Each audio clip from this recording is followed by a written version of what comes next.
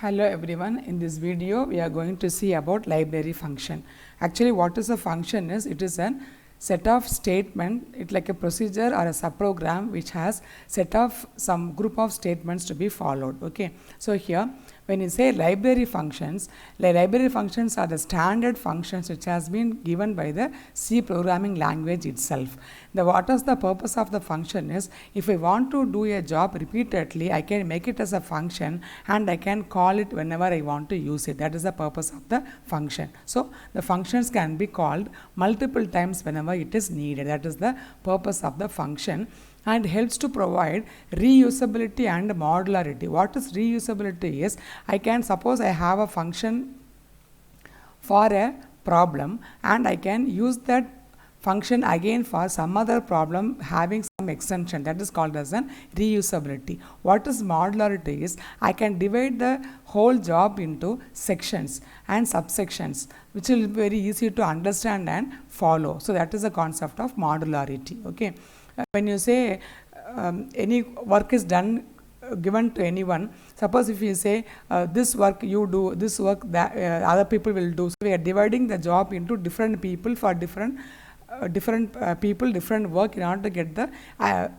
success in the process. That is called as a, so modularity is dividing the whole job into multiple sections. That is called modularity. So this function is one such concept which helps to divide the program into modules of the in a C programming. Okay, and then we will see the types of the functions. There are two types of functions: library function and user defined function. What is library function is, C language developer have developed some standard functions, that is called library, which is put in the header file of the C function for C language. For example, you say, when you use the header file stdio.h, scanf, printf, getters, putters, everything is in the library. So likewise, there are many functions which is inbuilt, which is helpful for the user to use the functions in the programming. And what is the user defined function is, as a user I want to develop some program for my convenience, I can define some function, that is called as an user defined function. Okay,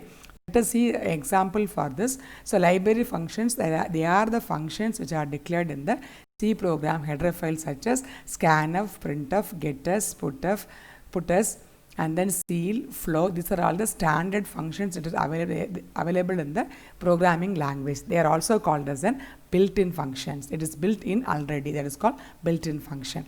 What is user-defined function is, they are created by the C programmer, as they can be used by many times for their convenience. What is the advantage of this is, it reduces the complexity of a big program and optimizes the code. Okay, these terms will you explain you later. What is the optimization is, we feel the code, that is, it is the internal part of the programming, how they get compiled and executed. That is the concept of complexity and optimization. Okay, now let us see some example of these codes of these functions. So stdio.h is a standard input output function. It contains all the library functions of the input and the output. We have seen our programming languages, printf, scanf, when we are using the stdio.h, and then conio.h, this is a console input output. If we want to hold the screen, output screen for some time, we are using this conio.h, which is the console, console input output. Okay, and then string.h, it contains all the string related library functions like getters, putters. These are all the functions we learn in the later classes. So this is mainly used to get the string and put the string.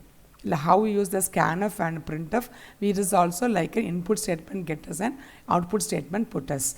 And standard lib.h is another library function where they can have malloc and cloc and exit function. This is mainly used in the memory operations, internal memory operations of the system.